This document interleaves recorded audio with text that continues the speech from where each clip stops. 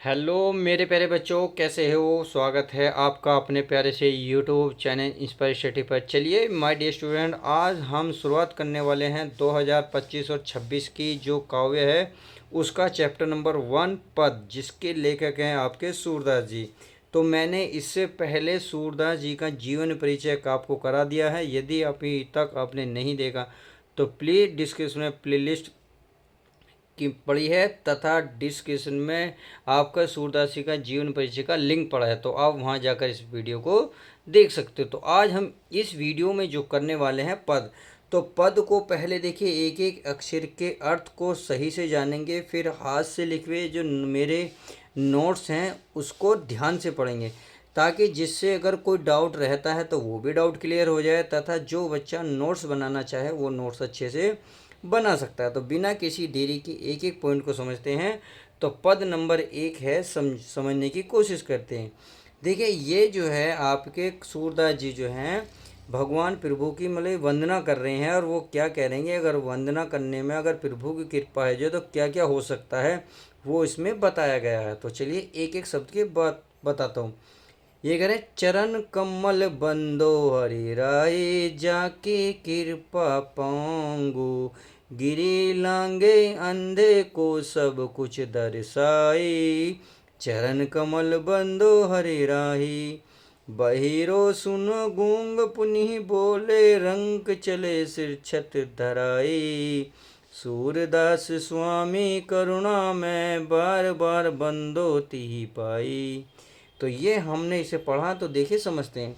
कह रहे, चरण कमल बंदो हरि राय, यानी कि ऐसे चरणों की जो कमल के समान है।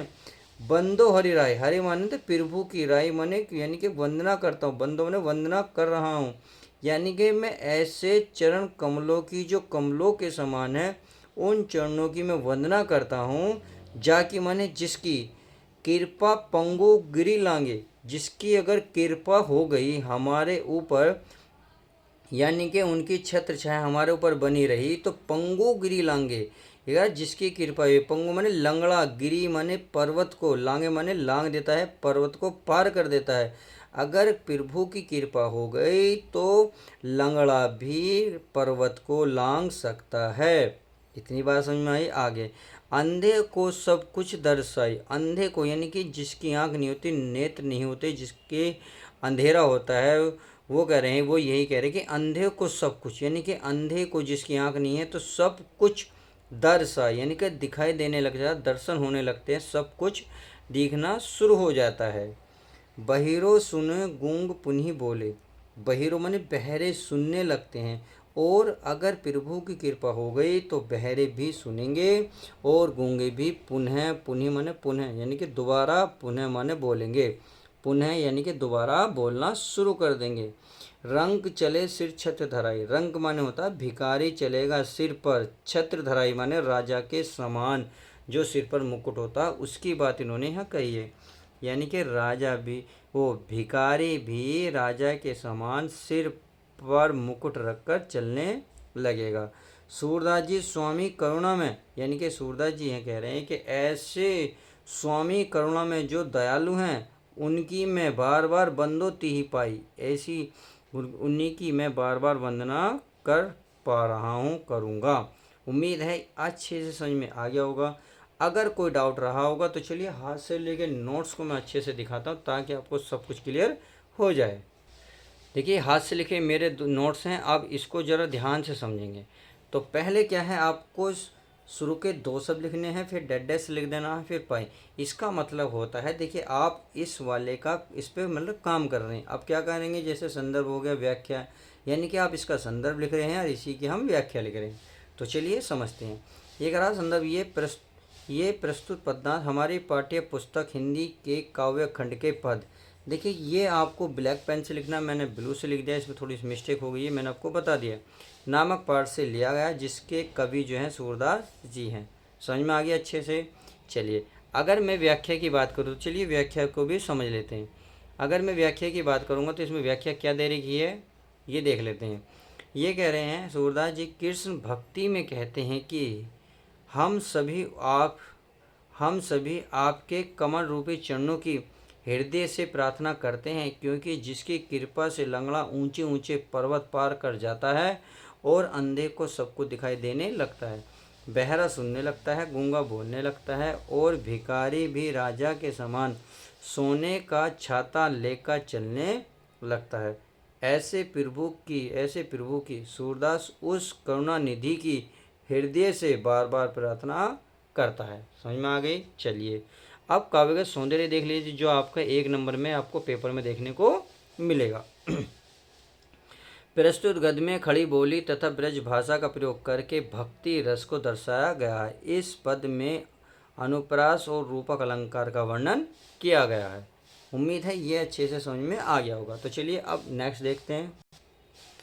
अगला है अभिगत गति कुछ कहावत न आवे। देखिए अभिगत यानी कि जहाँ तक जाया ना जा सके, यानी कि जहाँ हमें पहुँचना संभव नहीं है, जिसकी गति के बारे में कुछ कहना संभव नहीं है, जो कुछ नहीं जान सकते। अर्थात अगर इस शब्द के मतलब को देखा जाए तो यह ब्रह्मा के लिए आया है कि ब्रह्मा की गति को कुछ कहत यानी कि कहना न आवे, उनकी गति के बारे में कुछ नहीं कहा जा सकता। अर्थात जहाँ नहीं पहुँचा जा सकता तो उसके बारे में तो कुछ कहा भी नहीं जा सकता। ज्यों गूंगे मीठे फल को रस अंतर्गत ही भावे, यानी कि जिस प्रकार से, ज्यों माने जिस प्रकार से मीठे फल को रस, यानी कि जो मीठे फल का जो रस होता है अंतर्गत ही भावे, यानी कि गूंगा जो है अगर उसे मीठे फल दे दो तो वह क्या बता पाएगा हमें कि ये कितना मीठा है, नहीं बता पाएगा। तो ये कह रहे हैं जिस प्रकार से गूंगे मीठे फल को खाने के बाद अंतर ही गत भावे, यानी कि अंदर ही महसूस कर पाता है कि ये कितना मीठा है, हमें नहीं बता पाने का, गूंगा क्या बता पाएगा, नहीं। तो उसी प्रकार से ब्रह्मा के बारे में कुछ नहीं कहा जा सकता, जिस प्रकार से गूंगे मीठे फल को रस का व्याख्यान नहीं कर सकते। परम स्वाद सभी सुनिरंतर अमित तोष उपजावे, मन वाणी को अगम अगोचर सो जाने सो पावे, रूप रेख गुण जाति जगुनी बिनु निरांबर कित धावे, सब निधि अगम विचारी ताते सुर सगुन पद गावे। अब यहाँ से कह रहे हैं परम स्वाद यानी कि जो सभी सुनिरंतर। देखिए इसका क्या मतलब है, इस बात को समझते हैं।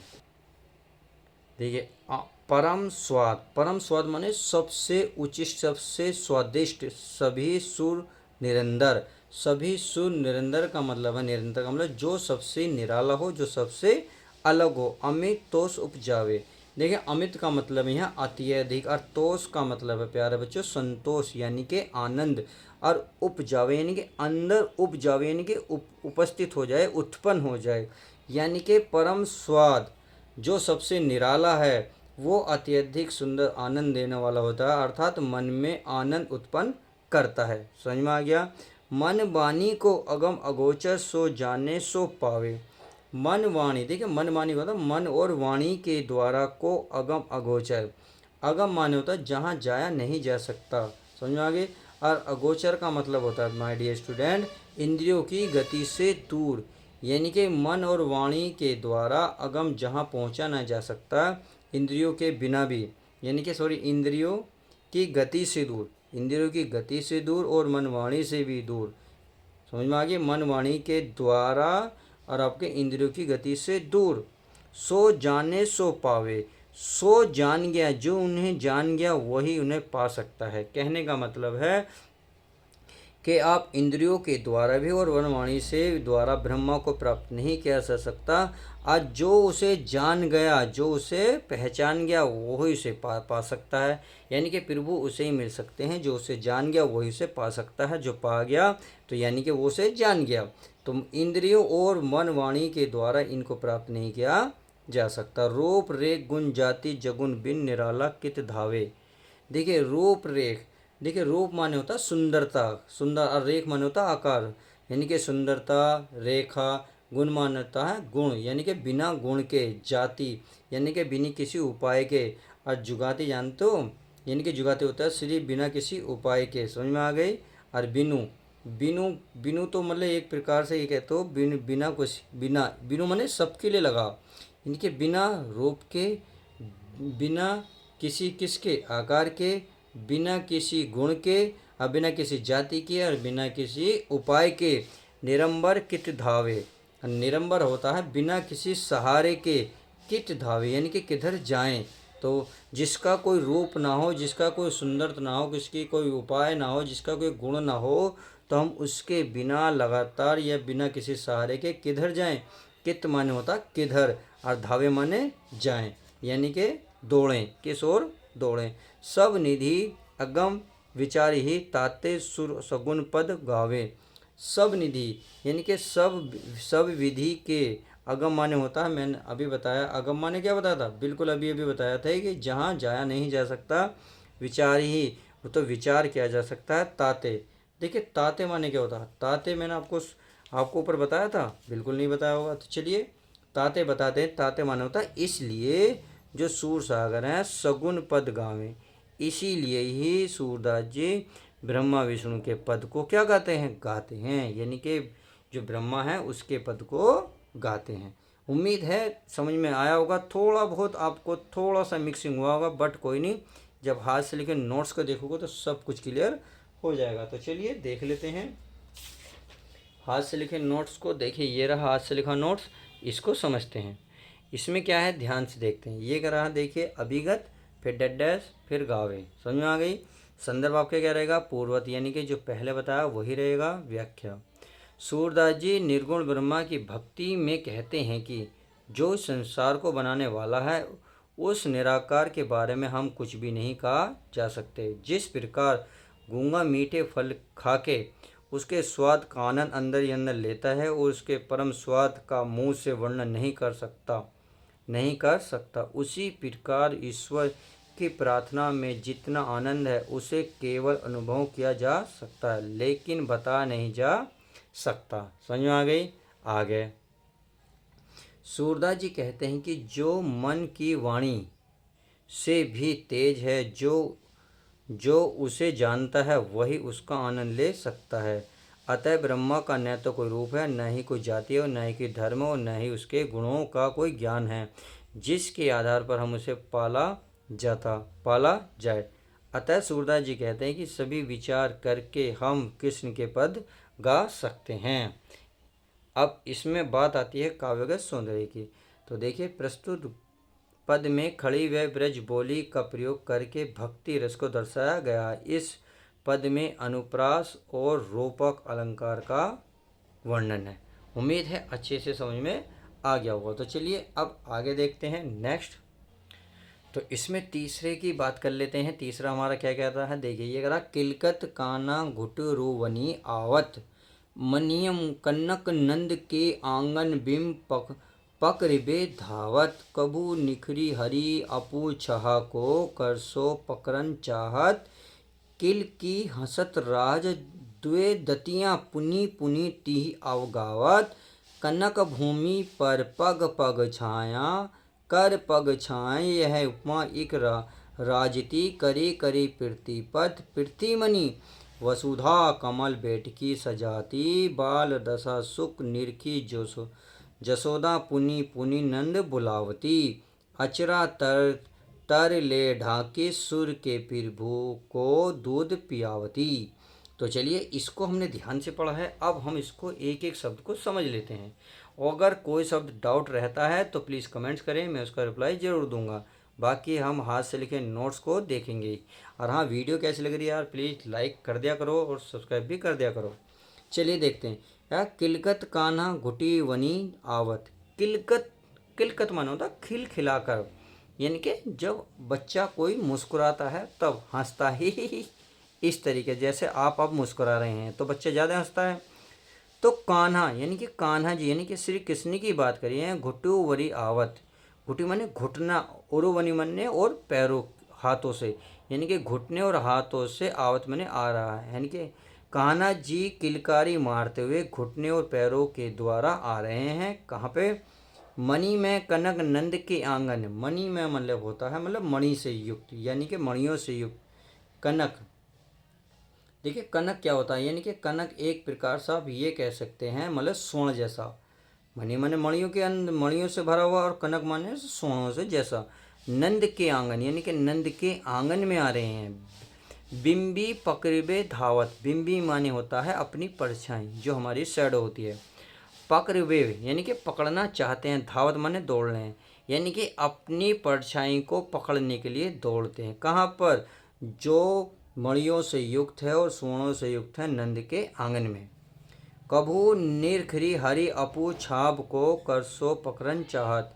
कभू यानी कि कभू निखरी, कबीर जी कह रहे हैं कि निखरी हरि यानी कि जो हरि यानी कि श्री कृष्ण है, निरखी हरि अपू चाह माने अपनी छाया को, यानी कि अपनी छाया को श्री कृष्ण पकड़ना चाहते हैं। को सो पकड़न चाहत, और जो उनकी परछाई उस पर फर्श पे पड़ रही है। कर सो पकड़न चाहत, तो अपनी वह परछाई को पकड़ना चाहते हैं। सही है। निखरी माने होता देख कर, यानी कि श्री कृष्ण अपनी परछाई को देखकर उसे पकड़ना चाहते हैं। अब आगे, किलकी हसत राजत दे दूतियाँ पुनि पुनि तिहि अवगत। किलकी माने खिलखिलाते हुए, हंस रहे हैं। राजत, राजत द्वे द्वितीय, देखिए राजत का मतलब होता है सुशोभित होना, यानी कि जो वे हंस रहे हैं तो सुशोभित हो रहे हैं। क्या? द्वे दतियाँ, द्वे माने दो, दतिया माने दांत, यानी कि छोटे बच्चे के जिस प्रकार से जब दो दांत आगे के आते हैं, जब वो मुस्कुराता है तो उसके दो दांत हंसते हुए अच्छे लगते हैं। तो वही बात इन्होंने यहाँ कही है कि किलकी हंस यानी कि खिलखिला कर जो हंस रहे हैं। राजत दतिया, तो आगे के दांत सुशोभित हो रहे हैं। पुनि पुनि तिहि अवगत, और वे पुनि पुनि उन्हें बार बार दिखा रहे हैं। कनक भूमि पर पग पग छाया, यह उपमा एक राज थी। कनक, कनक मैंने अभी बताया स्वर्णों से युक्त जो भूमि है। पर पग पग यानी कि सॉरी कर पग, अब कर पग माने क्या होता है? देखिए कर माने होता हाथों से, और पग माने होता पैरों की। हाथों की और पैरों की जो छाया है, यह उपमा एक राजत, और यह जो उपमा है यह बहुत सुशोभित हो रही है। करे करे प्रीति पदे प्रीति मणि वसुधा कलम बेटकी साजती। करी करी, देखिए करी करी माने होता हाथ से, कर माने होता हाथों से। करी करी प्रतिपादत, प्रतिपदी, समझ में आ गया? प्रतिपदी होता है यानी प्रत्येक पैरों पर या प्रत्येक कदम पर। करी करी प्रतिपदी, प्रति माने प्रत्येक पद या कदम पर। प्रतिमणि, देखिए प्रतिमणि होती है प्रत्येक मणि पर, यानी कि प्रत्येक कदम पर, प्रत्येक मणि पर। वसुधा, वसुधा होती है पृथ्वी। कमल बैठी राजत, कमल के समान पृथ्वी सजा रही है। बाल दशा सुखी निरखी जसोदा पुनि पुनि नंद बुलावत।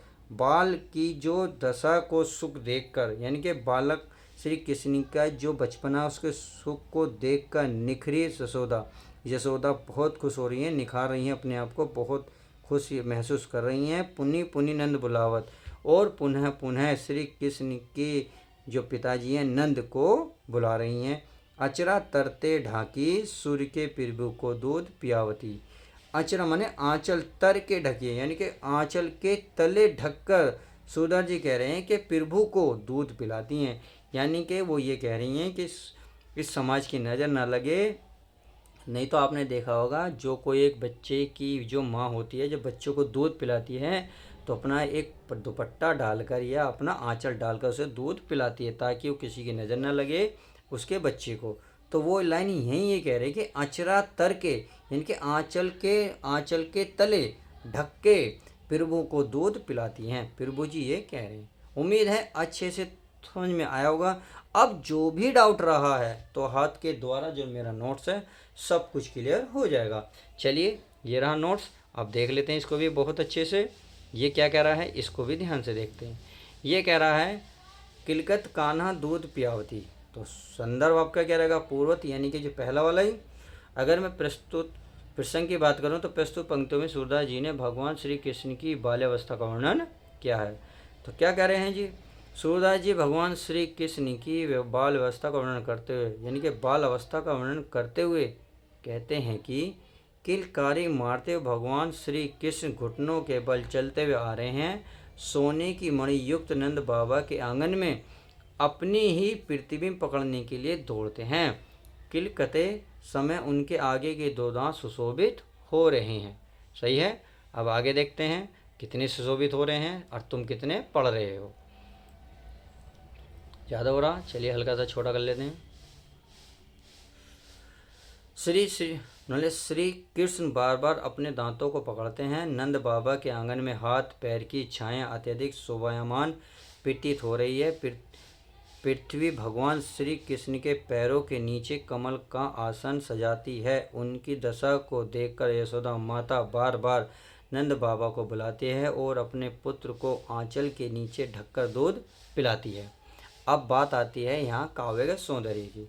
तो काव्य के सौंदर्य प्रस्तुत पद में खड़ी व ब्रज बोली का प्रयोग करके भक्ति रस को दर्शाया गया है। इस पद में अनुप्रास अलंकार तथा रूपक अलंकार का वर्णन है।